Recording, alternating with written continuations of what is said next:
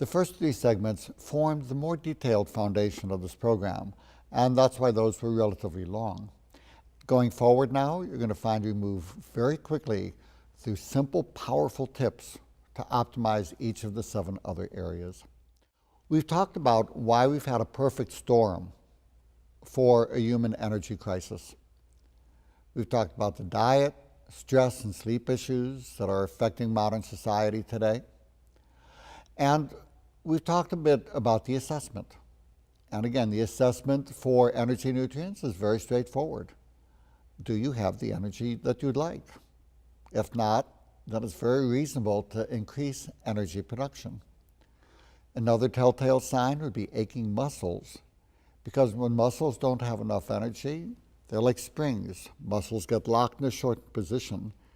It takes more energy to stretch a muscle than to contract it. Counterintuitive as it may be, think about it. When you come home after a heavy workout, you don't say, honey, my muscles are so loose and limp. They're so tight. So when muscles don't have energy, when your body doesn't have energy, you're going to feel achy. Nice, simple clue to tell you that it's time to consider your energy nutrients. Again, the only testing that I really do for these would be looking at iron levels, making sure the ferritin level is over 60, do a blood count to make sure there's no overt anemia, and I'll consider a red blood cell magnesium level. So let's take a look at 6 nutrients that can be very helpful for optimizing energy. One that we've talked about is the multivitamin, Ultra Preventive X. Again, when people ask which nutrient I need, the answer is all of them by definition. And you don't want to be taking 50 pills to get 50 different nutrients.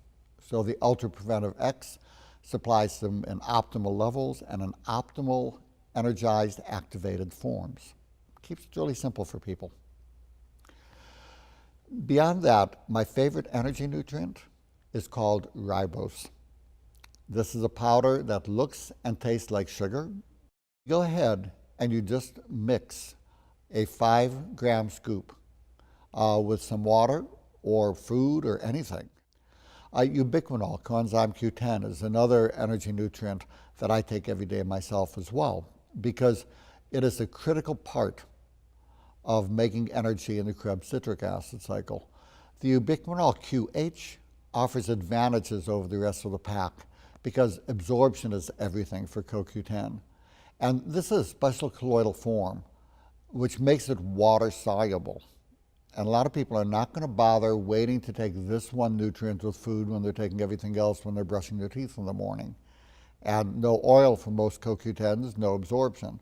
So this is a special water-soluble form, and it's also kept in reduced state, so it's ready to work when it hits your Krebs citric acid cycle.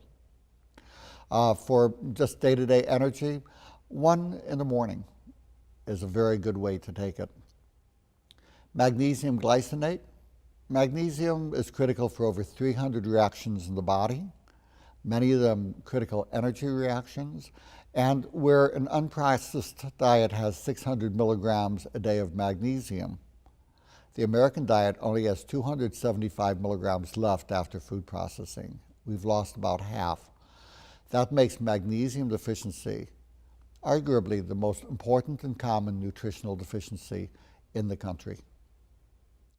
So for most of you and the folks you treat, taking the Ultra Preventive X, even 4 in the morning is enough for most people. A scoop of ribose, a ubiquinol QH, and 2 magnesium glycinate, and you're going to be feeling amazingly and dramatically better.